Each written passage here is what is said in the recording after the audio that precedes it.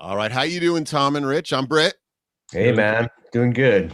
Thanks for having us. Dude, this book is it's just incredible. It's been attempted many times. And I moved to LA in 88 because of Guns N' Roses, and I think I know a lot.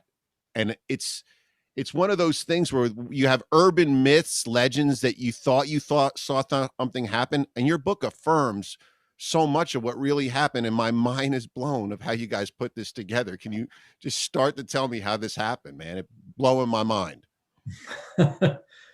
Jesus. Well, I think the quick way to put it would be Tom and I have worked together for decades. We were both at Guitar World for a lot of years in different capacities, and we are both, freaks for this type of music. And we had talked for many, many years about doing a book like this. And I think we both, by our natural tendencies, just kind of pushed it off because I think we also both knew if we attempted this, we would fall deep down the rabbit hole and potentially not, come back up for air.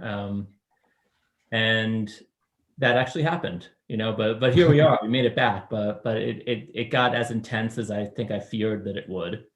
I think Rich, sorry. Yeah, go ahead. No, Rich, like I have to give props to Rich is really like we all have our areas of the reason this book worked is that we're both obsessed with this music, but we're obsessed with different bands. Right. So like it was kind of there weren't like bands that we were arguing over like I want to do White Lion. No, fuck you. I want to do White Lion. Yeah. But Rich has always been like obsessed with the LA scene, and he went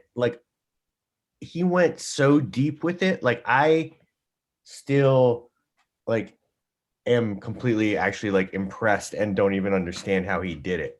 He's like, because I mean, it's intense. Like he's like, well, I talked to the guy today who like was the ticket taker at the Rainbow or the ticket taker at the Whiskey. Like he went so deep that I really think like nobody's ever gonna like maybe people never have to tell this story again. Like he got everybody, and it was sort of mind blowing watching him go. He's like, I tracked down this person, I tracked down this, and kind of like part of me was like, why in God's name would you even like find that person who did this or that? And then it like because it made the best story, like it told the whole story. So it was truly, I give full props to him for going completely as deep as possible, where the LA stuff is. Like that was his mission, obsession, and he climbed the mountain. I could feel the eye rolling over the phone whenever I would tell him this stuff. But to that point as well, and I think it deserves mentioning that there's probably two white whales in this book. Okay. And Tom landed both of them.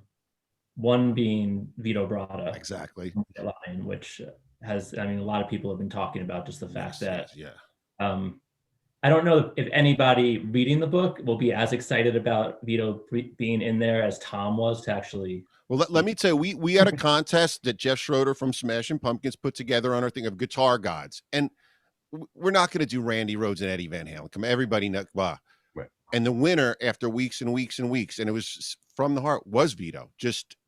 I mean, He's it, man. He was the one. Jeff wrote a letter. It was the crowning guy. Just incredible. Yeah, that's incredible that you found him. And finding him and getting to talk to him was like just like I was such a fan, and like and it's the fact that he's completely disappeared makes it even more. You're like, whoa, And he was so nice, and he was actually so generous. With his time, like the second I think he realized like, oh, this guy's fully into it. Yeah. Well, who was the other white whale?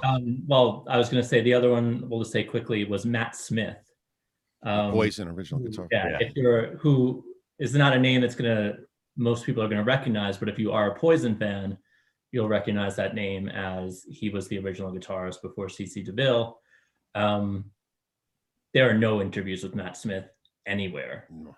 And that was just like a shock when Tom pulled that one out. And that was true. I mean, most of these interviews, and there's over 200 of them, every single time we'd hang up the phone and then immediately call each other to sort of download on what happened. But that was the one where I was like sort of watching the clock, waiting for him to get off the phone, because I was so curious about who is this man, you know, that oh god, dude, never barely even seen photos of him. There was that one photo with the hat when you were a kid. That's the only photo I saw, and it's hard because his name is Matt Smith, so like that's a hard dude to find. Like you Google Matt Smith Pennsylvania, you get like 25,000 people. It was Brian Forsyth from Kicks. Okay. Was just like, oh, I think I know a dude who knows a dude. Oh my god! And then like suddenly, like that's how this book sort of happened. He's like, oh, I think I might know from, you know, because Kicks and Poison used to play gigs together. Yeah, Maryland, and he just like somehow, it's like, oh, let me check it out. And I was like, yeah, there's no way he's coming back with this. Yeah. And he came back with like, I forget the phone number or the email, and I was like, oh my god, you know. So he gets but that was after like 2 months of trying to find it, and suddenly, like, I don't know how it came up, but like, yeah, Forsyth was just like, oh, I think I got that. I can get that for you. And he's such a mellow dude. I've had him. He's so mellow that wow. And I am gonna say for myself, like, I hear people talk of sports, of hockey. I'm an expert on this, and this book blew my mind. This is the two books that have really just, obviously Chuck Klosterman's when it came out of nowhere, and there were no books like that. And now this book pops on, and it's not just you going to Hollywood, it's connecting the thread the right way, because you didn't waste any time. You let us know what Brian Baker did. You let us know, you know, the background, everything. You just, how did you live there? How did you get it so right, man? They could teach a class out of this book, and they should, because you had New Wave, then rock fought its way in, then you have grunge, and but this is not done right. This is the book that should be taught, man. It's incredible. And I have so many new people to my show that want to know, and there's a lot of good books, but there's not this book. This is one of those things. This is the book. This is the appetite of books to me. Wow. Thanks. Yeah.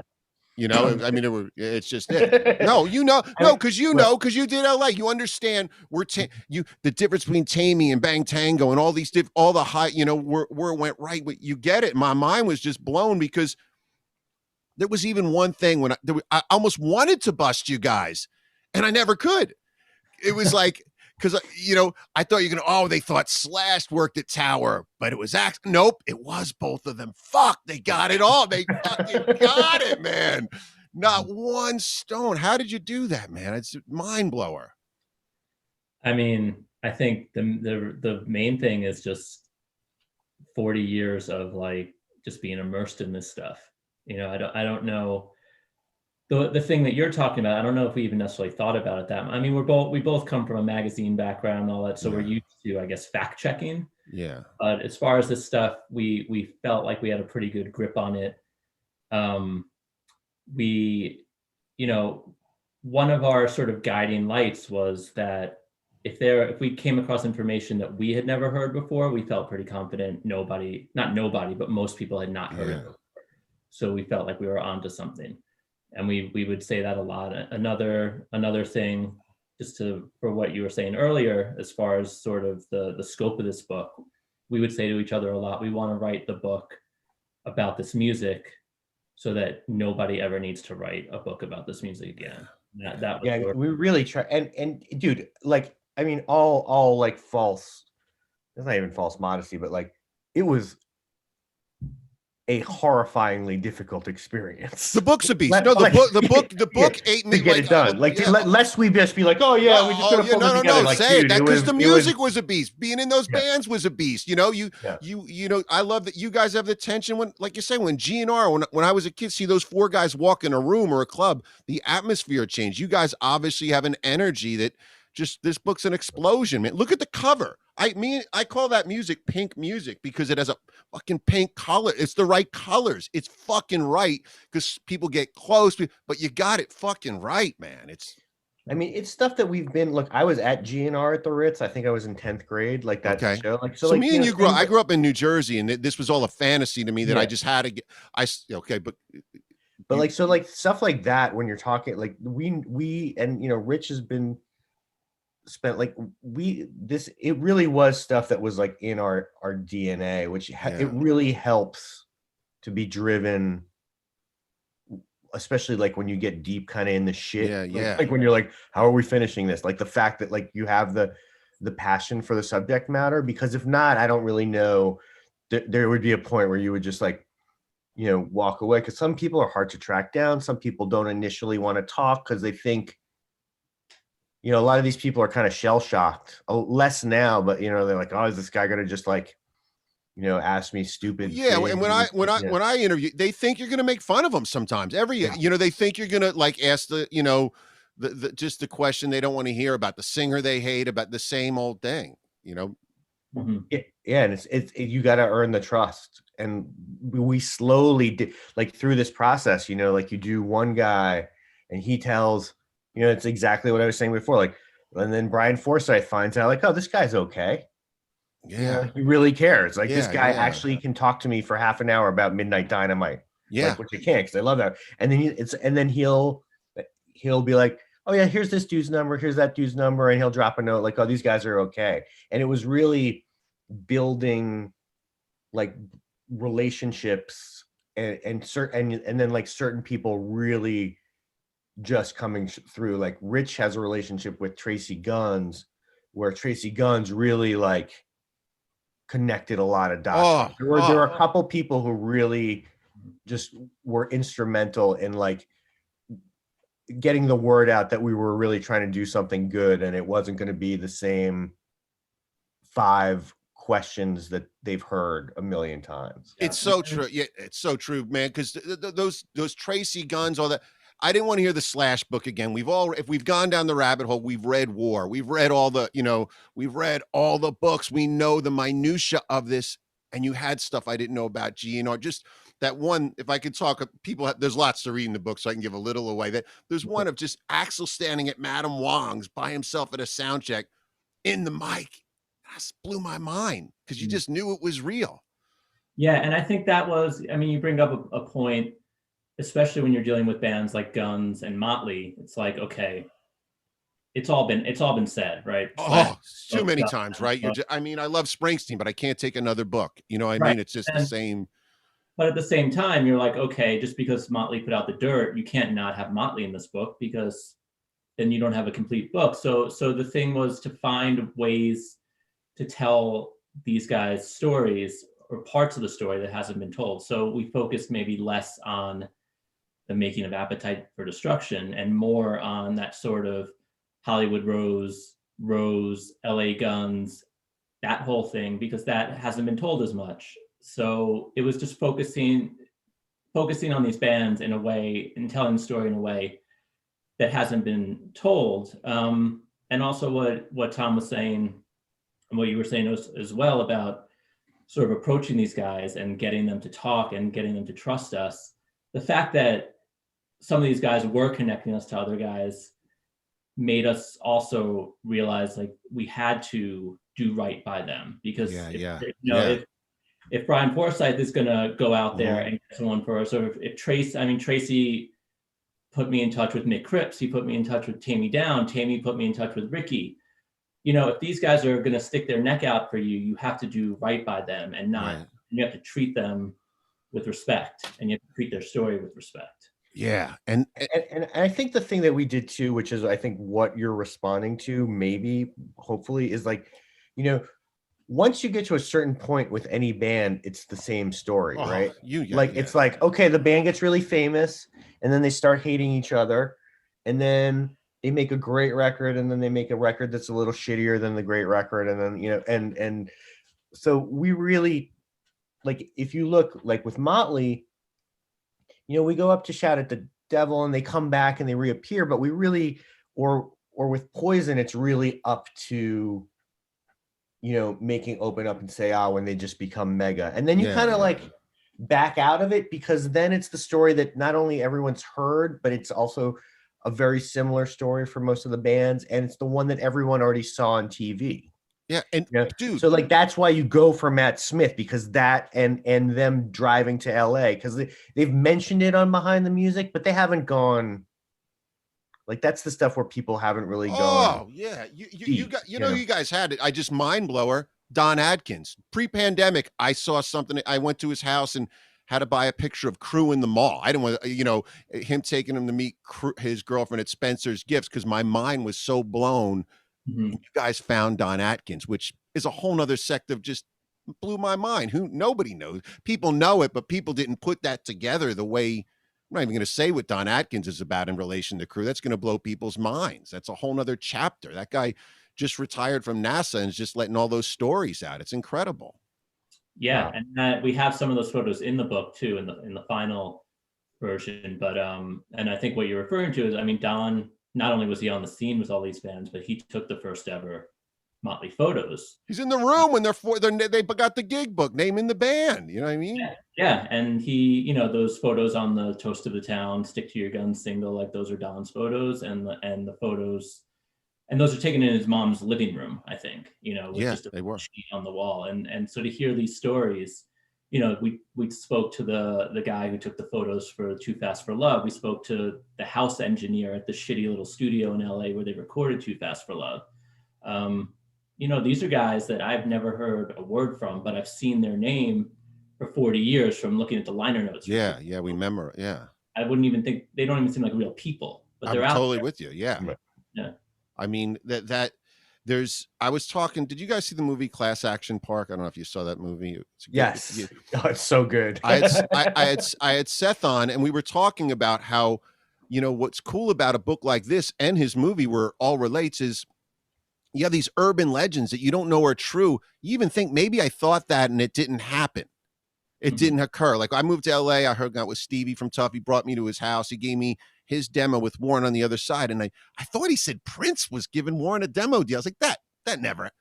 And there it's in the book. It's what like Action Park. A kid really did die there. It's the same thing. Like when people really affirm, like it's so, and it's all dead on. It's all checked out. You could tell it's all real. But you guys giving those stories life that just haven't been written. This book hasn't been written.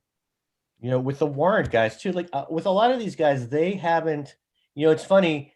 There's even the people who have been interviewed a lot, like the Warrant guys, they haven't been asked these questions. Yeah. Like in a long time. Like the thing with Warrant where Josh says like, oh, we named Warren after Warren DeMartini, Yeah. And then you're like, no fucking way. And then Warren DeMartini is like, oh yeah, that guy, I saw that kid and you're like, and you're like pulling these things together and you're like, this really actually happened. I didn't know that. So I mean, and like suddenly and you hear these things and then you corroborate them and you're like, oh my God, this is amazing. Man. But a lot of it's stuff that these guys haven't been asked about before too. Like nobody is asking Warren about like, almost getting signed by Prince. Yeah. No. And they're not like trying to hide it. They're like, oh yeah, funny you should ask that. I haven't talked about that in a long time. And where'd you guys grow up? Where'd the two of you grow up? I grew up on Long Island. Okay. And I grew up in New York City. Like I'm a New York City rat, and now I live in Jersey. And I grew up in Freehold, New Jersey. So I think we all probably share that thing of looking to, and there was a glam and stuff on the East Coast, but there was that tricks, but there was that thing of LA in the Sunset Strip and that allure of all those stories. And like, it was just so large for us sitting in those bedrooms in the snow to see Motley Crue against those palm trees. And it was some form of magic that just is still mind blowing. What do you guys think about us being in that location? Curious.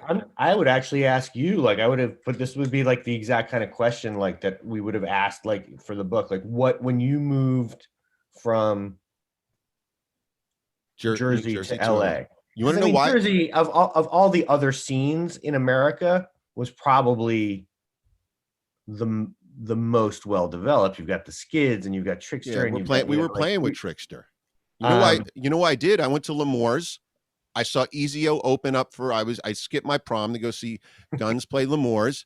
Ezio opened. There was an older guy in a band called Playmate. and you'll get this being from this, like, my life was changed because I didn't grow up on the Dwarves and punk rock and stuff. I grew up on this stuff. MTV kid. I didn't grow up on Iggy Pop. You know what I mean? And my mind was blown. Stage Slash gets on the stage from the front. Axl's diving over your head. EZO was cool. They were good. And the guy goes, "This band fucking sucks. They're fucking loose as fuck." EZO blew him away. I'm like, I'm moving to California. This place sucks. You know what I mean? Just like, I'm out. And like you, there was a moment where like White Lion was on MTV one week and then Guns was on the Ritz the next week. And like, got it. So yeah, it was all that. Like, I got to get the fuck out, man. You know what I mean? Wow. You know, and just. I envy you. I wish I often wish that I had done that. Cause like it was, I mean, you know, we interviewed a bunch of bands from the East Coast too. And it definitely was not the same level of like an entire city that revolved around this culture. It was like, it was, you know, what this music has the ability to do. And I was in a band in New Jersey, and then my band Blackboard Jungle actually did okay in LA. And, but before we exploded, I remember sitting outside of Gazzari's looking at a poster of, do you guys remember Burnett? You're going to remember the band Burnett. No. I know the name, yeah. And these guys, they ended up playing with Neil Schon in some form and just crying because my mom had just let me grow my hair, and these guys just look genetically correct. Like, how fucking do this, man? But I know that was part of Axl's thing. He was one of us, just like a Jersey rat, an Indiana rat, just going mixing Skinner and Van Halen with Hanoi Rocks. When you get there, it's a new experience. But it was just, every night was Friday night. And that's what these concerts, I think, have the ability to do. And this music can turn Tuesday into Friday at any moment it chooses. Look at this book. This book isn't Tuesday night. That's Friday night. That's Saturday night, as David Lee Roth would say.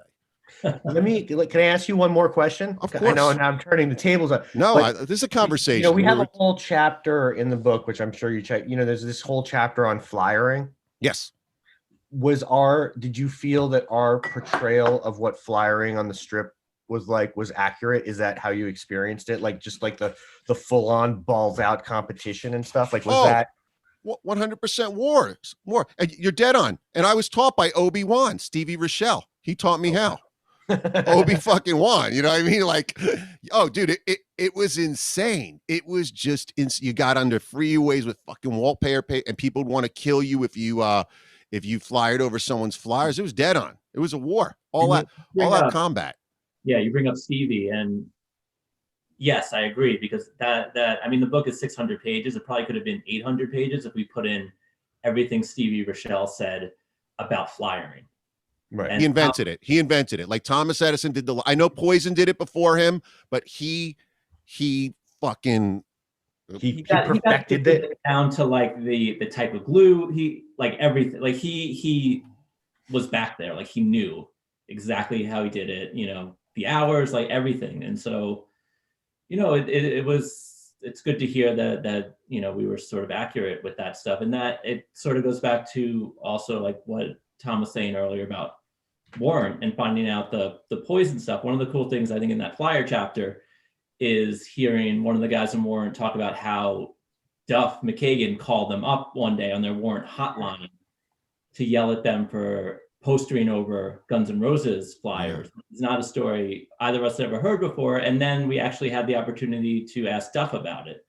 And he corroborated. It's in the book as well. And, you know, it was just like, whoa, like Duff remembered it. And of course, like Duff has never really been asked in an interview about Warrant. Right. Because why would he be? Like, it was so great. Like, he was okay. And you're worried, like, is he going to be okay with talking about this? And like, he was like, oh yeah. He's like, that happened. So it's cool to hear these crazy stories and then get the other guy involved in the story to recall it and talk about it probably for the first time in his life. Yeah.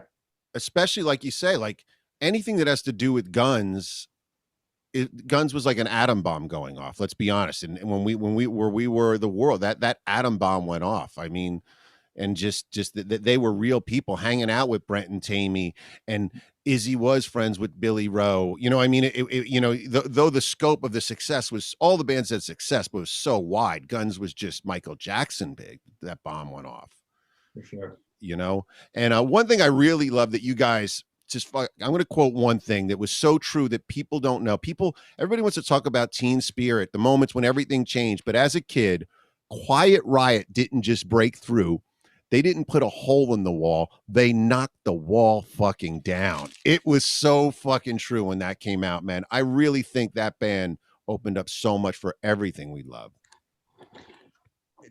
Absolutely. And I think, you know, we both learned, like Rich and I don't think we're super aware when we started doing the book, and he can speak to this more but like how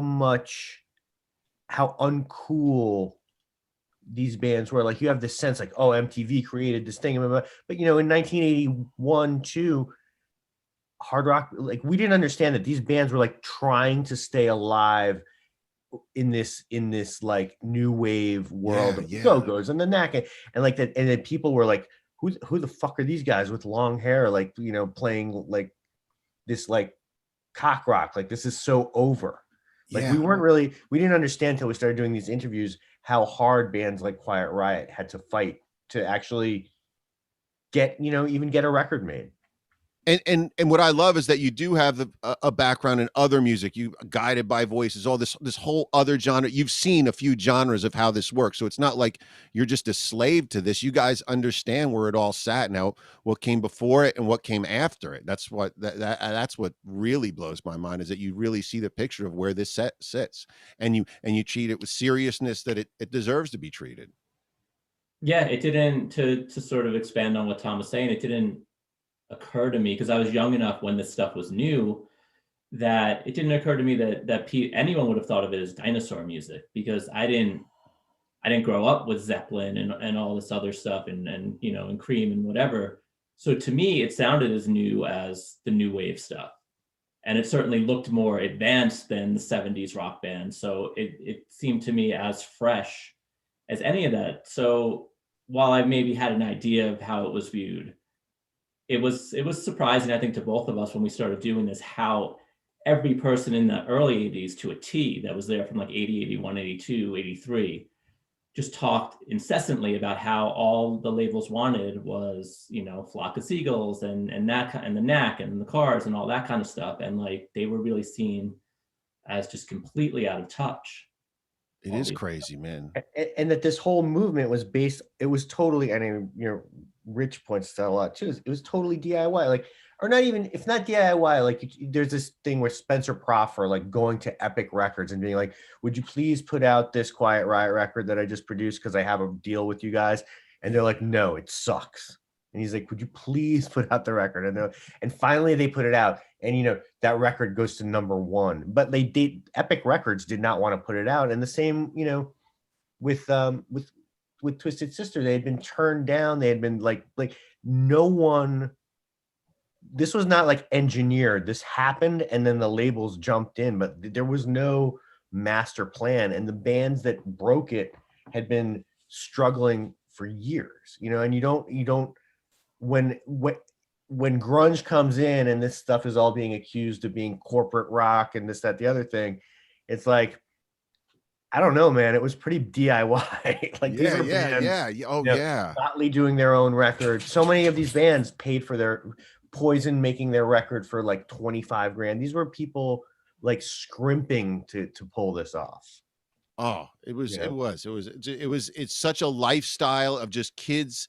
And we all descended on that post GNR, you know, it was like everybody, you guys remember Seaside Heights, you know, going down to the boardwalk. It was like Seaside Heights on steroids with just metal. And we just march and just, you know, you'd see Axl out, you see it. And it's just a spirit that you guys capturing, that people that want to know about it. It makes me so happy that now we have my friend Monica watches our show. She's a doctor, she's a surgeon, and she never liked this music, and she's exploring it, and it's blowing her mind. She grew up on The Cure and Guided by Voices, and now she wants to know. And now I have the book, for real, the book that if you want to know it, this is the fucking book.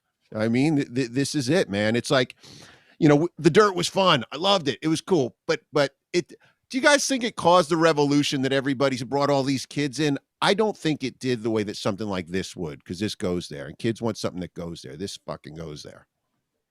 I mean, hopefully this book will do that too. You know, but I do think, yeah, The Dirt definitely sparked it a little bit again.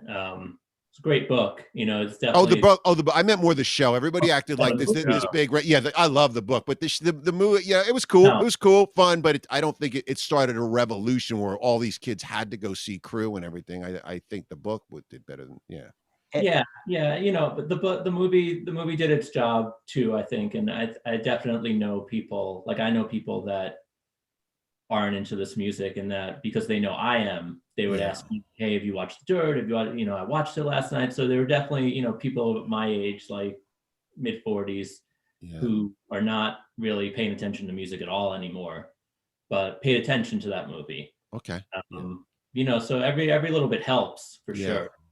I think it's just a moment in I was discussing this with Rich. I mean, we got lucky, like when we went out to try and get a book deal, our editor at St. Martin's Press, Mark, he grew up on Long Island and was like a huge Twisted fan. Yeah.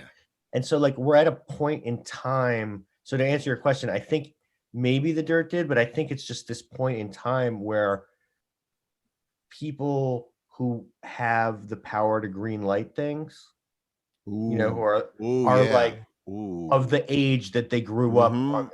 Oh, Like they like the person who is like, oh yeah, you know, like let's put all these like let's put this song in Cobra Kai or this something. Yeah. They're probably around the age where like at some point they saw the Fallen Angel video on MTV and they're like, that's the coolest thing I've ever seen. And so I think that there's this moment right now where it's been long enough since this music was untouchable, which was a good 10-year period, you know? Yeah. And then that the people who are actually, you know, who can be like, oh yeah, let's give these guys a book deal. This they're actually people who grew up on this stuff. So it's in them, you know, they have the passion for it. And I think that these people too are also handing it down to their kids. Or they're driving around listening to Hair Nation in the car and their kids are getting turned on to it. You know, a lot of the bands discuss that when they're on tour now, it's parents showing up with their kids. Yeah. Wow. I think you that's it. And I think that you guys, you know, any great album, whether it's the Pussycat first album or the Guns N' album, it's a snapshot of life in LA. It's a snapshot of a city. And this is a film of the time. It just gets it, man. And it needs to be. There's these things that we grew up on that just are big parts of our history. And this is just fucking amazing, man. Thank you so much. Thank you. Before you guys saying that, it's so weird that you have like, I always could talk probably with you guys, BMX too, something that fits in with it. We just grew up in this time where BMX, it just all fit. It's just an equation that works now. You know, when you're talking about Cobra Kai, I'm like, so many little things that just come together of a beautiful time that represents freedom, represents something that'll never happen again. Can't happen again. Yeah, definitely. And you know, and I don't think it'll happen with rock music. I don't think it'll happen again. I mean, I think that the fact that this music came out at the time that MTV was also willing to put these videos on. Like, I don't think something like this massive that impacts this many kids at one time. Yeah. Where where so many people in this age group have this shared experience of like, do you remember the Motley Crue video? It's like, yes. Yeah. You know, now there's not like this one, we were being fed, like you were saying, we were being fed from one tube. Yeah. Last question before, just to see about that same tube. Where were you guys with Crew? How did you get into them? Did you, I walked Shout at the Devil backwards. It blew my mind when Shout came out. What was your guys' gateway to Crew? Yeah. I mean, we've talked about this, so Tom is probably bored by my story already, but it was Shout at the Devil and it was Looks to Kill. And it was seeing that video for the first time. That was absolutely the first time I laid eyes on Motley Crue. I was 7, I think. And it was just like, you know, it sounds crazy to say, but it's like a light switch went off and it was like, literally I saw that video once and that was it. And that for until now, you know, and like for me, I felt like I was looking at superheroes. Like they were not, these were not like humans, you know, and like, and my room was covered with Motley Crue stuff. There's like pentagrams everywhere. I had, you know, the Shout at the Devil, like folder that I brought into school that had all my schoolwork in it, but it's like 3rd grade, so it's a little bit weird.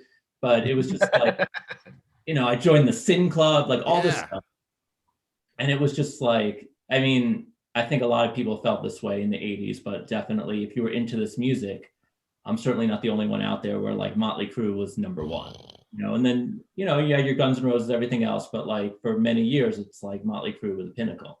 They offered us a lifestyle. I always say they every year, whether you're in bikers, drugs, girls, whatever it was, you get to have a fantasy lifestyle on the East Coast.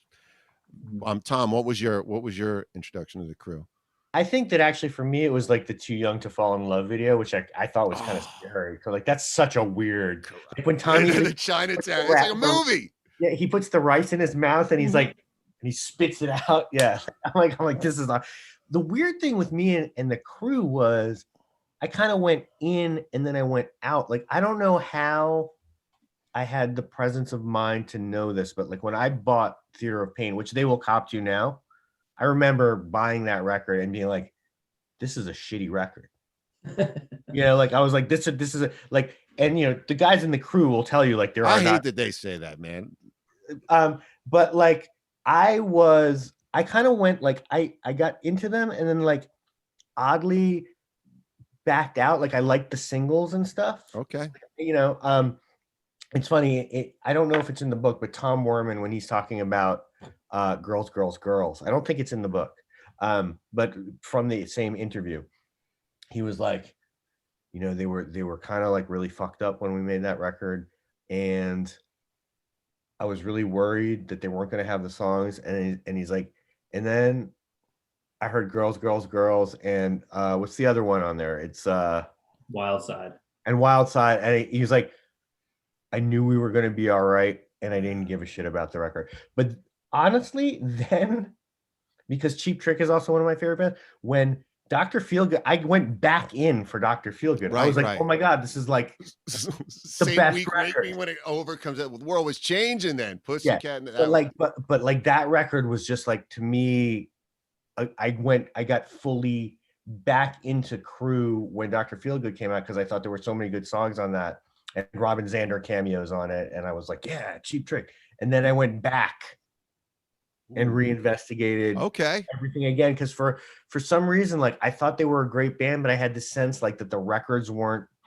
I was like, I don't know if their records are as good as everybody else's records. Like in terms of just like the singles were great, but like in terms of listening to the record all the way through. Right. And so then I kind of went back and got into the first record and stuff. So it was a weird roundabout. I love the Crue journey. Thing for me. Man, that's probably why you guys had the great chemistry writing, because I think Rich is like me. I look at him as like the Incredible Hulk and Spider-Man. When my friends talk about production on Crue records, like it's so much larger to me than even that. It was just so like Raise Your Hands to Rock was me going to summer school 16 and dealing with those summer, that lyric was just like why I wasn't going to go in. That song would like literally not make me enter summer school. And you guys, just have this dynamic. There's so many different ways you can look at the Crue journey even. But we could even, and it was good actually that we have different, different sort of like area. Like I'm like so obsessed with White Lion, you know what I mean? Going back to it. So like, Rich likes White Lion. I don't think he's obsessed with like White Lion, or I'm like, like I like for me, because I grew up on the East Coast when SOU was playing. Oh, SOU, Broken Heart. Yeah, they would play Broken Heart and Cherokee, and I was like, what the fuck is this band? Oh my God. Grand Slam release of it. I should have worn oh my God. Like, that was large. Fuck yeah. But like, so like right now I'm getting all excited talking about that, but we each have our own things that get us totally juiced about this music, and that I think was really necessary to, there was no territorialism, and there was also just like we were able to cover a lot more ground because we both had like our things where it's like I will go completely insane tracking this down. Yeah. Wow. I think Tom was a little skeptical about my Wasp fanaticism. Oh, dude, come on. But yeah, I mean, and I will say, like, I like Wasp. I don't listen to a lot of Wasp. I think I like the idea of Wasp maybe more than I like listening to their records, but I love the first record. And I still just believe you know, what they were doing in the early days and the way they were doing it. It's so insanely over the top, Oh, even in this world, that we had to find out, you know, how all this stuff came to be, the fire sign and the rack, and you know, and everyone knows obviously the cod piece, but we found, you know, I mean, not only the guys in the band, but the guy that helped them build all this stuff that was in the garage with them. And like, you know, we found the girl on the rack. oh my God. Yeah. Her. I once saw Wasp, didn't see Wasp. I've seen them, but you'll like this story. I went to Cat House once when I could first get in, and they premiered Mean Man by Wasp, that song. And Axl cleared the dance floor and was just doing the snake in it, knocking people down. And it was like, holy Los Angeles, man. This is it. This is just it. But man, well, thank you guys so much, man. Fuck. I'm so excited for this to come out. And we'll have to talk again. We have to do some deep dives on some other stuff when you guys get done blowing up over this book, man. For sure. Cool, man. Yeah, no, thank you so much for your, I mean, it really spent a lot of time on it. So seeing like, really, no, seriously, knowing that it's like actually hitting home is an incredibly satisfying and like humbling, like it really means a lot to me. I won't speak for Rich because I don't, but like for me, like it means so much that like that you're like, yeah, like every time somebody's like, you guys did a great job. It's just like, it's like such a relief. Yeah. Cause you did it. You did it. It needed it. The book that needed to be written. We know there's those books that hang around. We're still seeing no one gets out of here alive. I've had the Morrison book, Hammer of the Gods. You have one that's going to be around, just like music. Cool, man. You know, and it's great to hear, you know, some of the guys in the book have read it at this point, and like it's great to hear from them that they get some joy out of it. You know, like we sent a chapter to Scotty Hill from Skid Row, and he was like, "Oh man, you guys talk about Garden State music where we all used to work." Like chapters name that. Right. Yeah. So he said that too, and it's just like for him to see all of that in print, like he got jazzed about it, and like that's a great feeling. Well, Scotty's been on the show a few times, and the mind blower. You guys put Godsend in his. You got Godsend, Steel Fortune in his band descriptions. Like that's not rookie moves. There's no other book that's got that. You can't find another book that's right there. Just like what the fuck, man. And I think, I mean, the last thing I'll say about that, because I think it might be Vito who mentioned something about Steel Fortune. Yeah, he does. Yeah. Okay. And then when we interviewed Snake, we brought up Steel Fortune and we said Vito mentioned it, and he heard the word Steel Fortune and just let out the hugest like laugh. Like he was so happy to hear, you know, like it was like he had forgotten about it. Yeah. And the fact that it came from Vito is like, you know, even makes it even better. But it triggered something in his mind that he was just like, he was so elated to like talk about that.